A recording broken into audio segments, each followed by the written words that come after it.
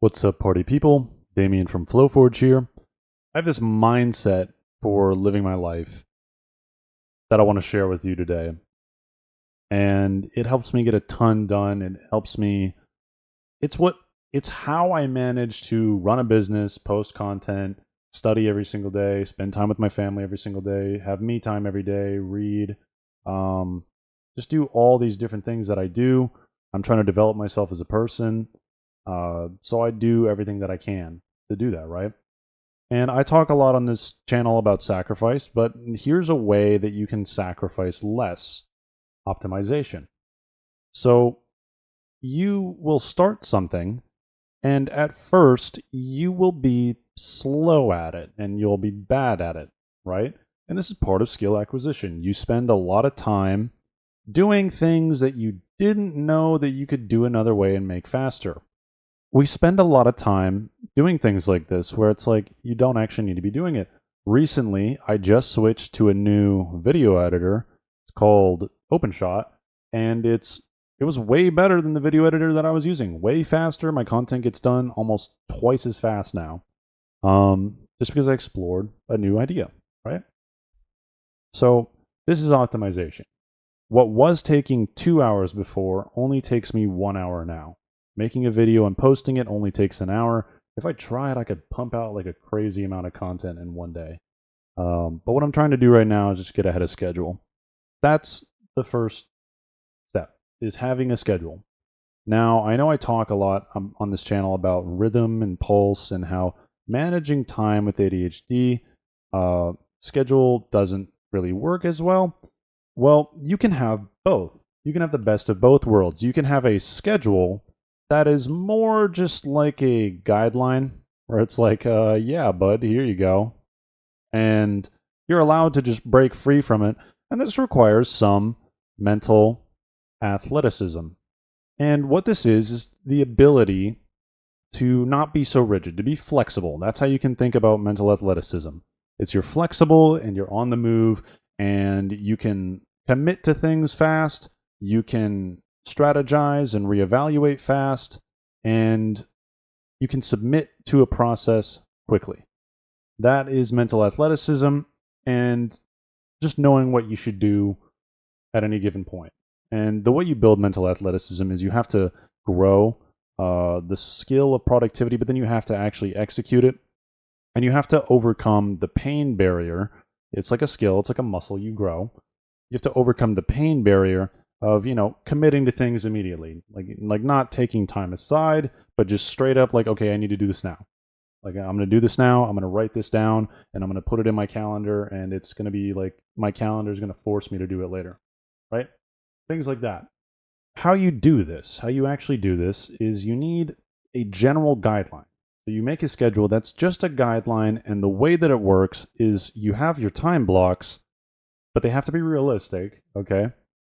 What you do is you set defaults for these different time blocks. And guess what? You can have different defaults for different days. So I have the exact same schedule every day. And this is how I keep it simple. This is how I keep it optimized for simplicity. Because you don't want any system that you create, as soon as it becomes too complex, your brain is unwilling to use it. But if you know exactly what you're going to do every day, and the most complex part is basically just checking what day it is, then this is easy. Like, this is extremely easy, right? So I'm going to give you guys the schedule that works for me, and you're just going to you can copy it.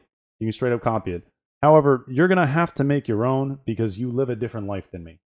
That's why I have this here. Go ahead and get a notebook out, paper and pen. I'm going to give you this, and then I want you to edit it to a way that makes sense for you and try it. And guess what? It might not work. That's okay. If it doesn't work, try again, and then keep trying, keep trying, keep trying. Get back on the horse. We talk about this. You just keep doing it until you find the one that works for you. But this is the one that works for me. Let's hop right into it. So right here, you can take a screenshot of this if you need to. This is all the times converted from military time to 12 so that you can compare and contrast later, and you can rewrite it later if you need to. I'm a night owl. I stay up late, so you might have to shift this block back, but just get a notebook out and work on it on the notebook. Get some colored pens or a marker and just like keep reiterating it and tweaking it next page until you got it perfect. It doesn't need to be perfect actually, but just make it good. And then experiment, see what actually works and what doesn't. So from 3 to 9, I am asleep. And this is 7 hours of sleep. This is good enough for me. You might need more. You might be able to do with less. Some people only need like 6 hours of sleep a night. It's awesome. But you do want to optimize for your sleep because optimizing for your sleep is going to optimize everything else, essentially. It's one of those things that just kind of globally raises the water for everything. So, and those are powerful. If you can stack more and more of those, you're basically just going to be a machine. From 3 to 9, I sleep. Then at 10, this would be 10 a.m., I wake up and I have breakfast, I shower, and I spend some time in prayer. And this is also strategy. So sometimes it's not really prayer, it's more just a strategy session, but I try to involve God and I want to see what He's doing for me. If you're not a Christian, you don't have, it's another thing in the schedule. Okay, so from 11 to 13, I work. And you may be asking, okay, what do you work on? Well, in the strategy session, I decided what I would be working on. And this is where the mental athleticism comes in. Because you can design, like you need both. You need to be mentally athletic, but you also need to reduce decision as much as possible. If you can make all of your decision time packed into one block or one task, then that's awesome. That's great. That's not that hard. Just a time for when you're making your decisions, and then you lock it in and you just do them. So this work, I basically just figure out what my needles movers are for the day, what I actually want to get done for the day, what I think is going to, which this is what moves the needle the most, is identifying that, not just the menial work that you want to do, not just getting distracted by lazy work, essentially. Doing the thing that's aggressive. And so my first block is for this. It's 3 hours, and this is what I'm working on. Then at 14, I go ahead and I take a walk and I eat lunch. And typically I do the walk after lunch, so it's a digestion walk. And oftentimes what I'll do is this first work session, because I'm working on needle movers and it's kind of stressful, it'll get me kind of amped. And so then I have like some heavy leisure time on this walk where I'll basically just lay down on the rocks and let my dog walk around, and I will just sit there and like half asleep process, let my brain calm down, lose a lot of momentum, and get prepared for the next work session, which is a chill work session. So I have like my first work session is kind of hot, and then my next work session is cool. It's chill. It's nice. It's gentle. So in the second work session, and that's the thing, is I keep it flexible so that I can work on more intense things in the second session, but I try not to. My second session is when I'll sometimes make content. I try to make it at the first, but sometimes if I want to get ahead of schedule, I'll do another one in the second session. Another thing that I'll do is maybe a smaller strategy session. Another thing I'll do is I'll work on my business, just the sort of miscellaneous tasks that aren't really as important. They're not needle movers. But sometimes I do cram a needle mover into this space, and that's okay.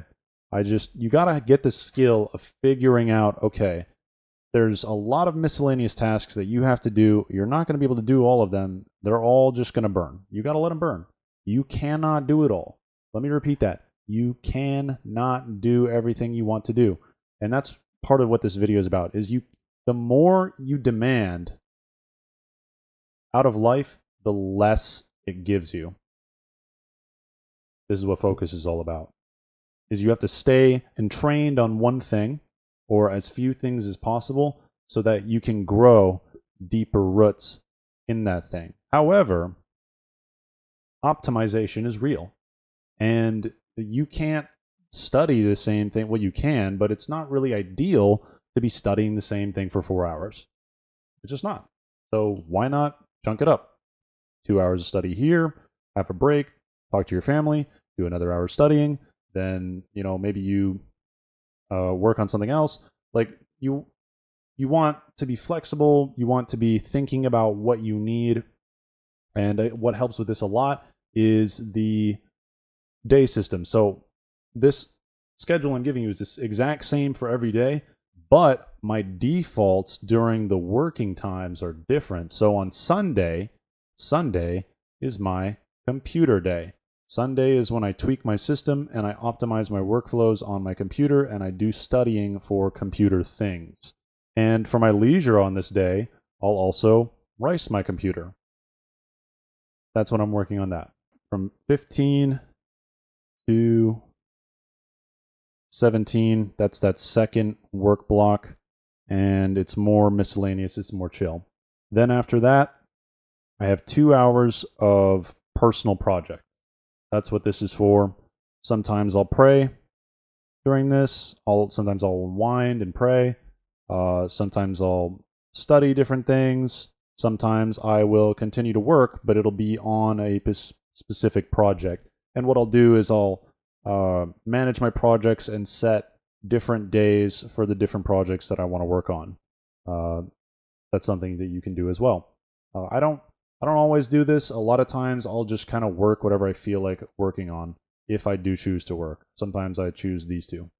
That's my default there. It's like more slower paced personal things for the 2 hours after my deep work session. Then for the next 2 hours, 20 to 21, this is time that I spend with my family. This is time I spend with my friends. Hopping on calls in Discord, chilling. And there could be more of this. Like, again, flexibility. This is a general guideline. Sometimes this goes on for longer. And sometimes, I'll be honest, guys, just the nature of entrepreneurship, sometimes my work, like the needle mover stuff, or there's things that I need to do that day, they extend all the way down into my leisure time. And that's fine. I just do what I have to for the day. And that doesn't happen there's not too many tasks like that, but when they do happen, it happens. Like if I need to make content every single day and a bunch of things come up, it's like I got to do all the things and then I still have to make content. And that will put me over this sometimes, right? Like it happens. But most days, and the reason why you may feel like you don't have enough time is really just because you don't have enough patience. You're not willing to be flexible enough to let it happen a week from now rather than today. Okay? So work on your patience, slow down, you need leisure, which is what we're going to talk about next. So from 22 to 24 is when I have my leisure time. And in my leisure time, I can do whatever I want. It's literally Damien does whatever he wants time, which sometimes means working more. Sometimes it means working on personal projects, and sometimes it means playing Project Diva and watching anime. Honestly, that's me. That's my schedule. That's what works for me. This allows me to optimize for my mental health, for fulfillment, and it's also nice because when I do when I interact with the schedule and I finish the work block and I finish doing things, or I don't have to finish, I just work on things for the allotted time, it's peace. I get peace because my brain isn't making me feel guilty for not doing enough work. Because I know I did what I said I was going to do for the day. And that's awesome. Good job. You hit the goal. And then I celebrate my win. And then I feel awesome. And that motivates me to do it again the next day, which is huge against depression, which, I'm going to be real with you. I'm going to level with you guys. I got depression. most people with ADHD too. You are 90% likely to have depression or anxiety if you have ADHD, or both. And I got both. But this is how I keep moving every day. This is how I stay on top of it, is I just keep moving. And then at the same time, my leisure time, I can do whatever I want. So sometimes I'll just rest. And sometimes I'll just go for a walk. Sometimes I'll read. Sometimes that's self-development. Sometimes I'll study if I feel like studying. I'll race my computer. I'll do whatever I want, right? So this is my recommendation. It's loose, it's fluid. You have to have mental athleticism, but this is a very ADHD friendly schedule if you're a night owl. If you're not a night owl, or if you have a different schedule, or if you work a job, like obviously this is going to change. So this video has went on for long enough. Thank you guys so much for listening. If you want mentorship, if you want help, if you want help designing your schedule, I can do that for you. Just there's a link in the description. It's absolutely free. Call. We can meet up. We can talk about your schedule or anything else productivity wise you're thinking about. And if you want to connect with some people who are also trying to manage ADHD, and you can get some tips and hints and tricks and have a community, there's Discord in the description. I would love it if you guys went there. All right, that's all I got. Thank you guys so much for watching. Peace.